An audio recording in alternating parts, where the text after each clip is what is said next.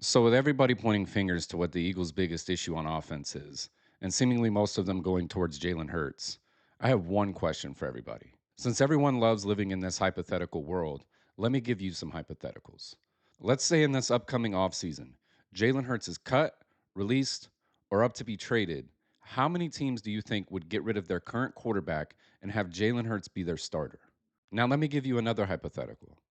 Let's say Nick Sirianni is fired today.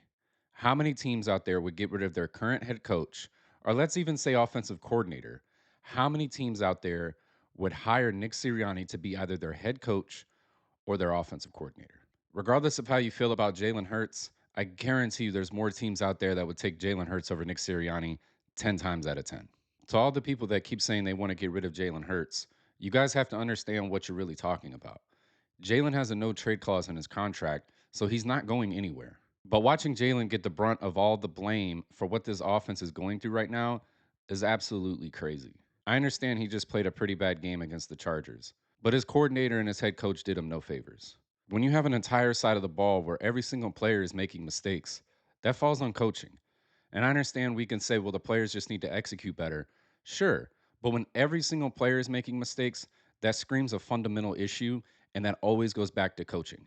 And whether that's Nick Sirianni or Kevin Patullo, either way, that's Nick Sirianni's responsibility because Kevin Patullo is his guy after all. And what I think is crazy is you have AJ Brown who's been complaining about targets this entire season.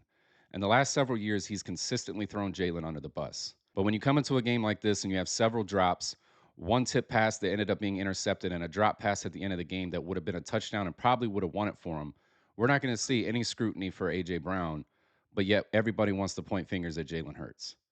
I understand he made a lot of mistakes, but everybody on that entire offense did as well. And if you really want to get down to it, that's fundamentals, and that starts with the head coach and the offensive coordinator.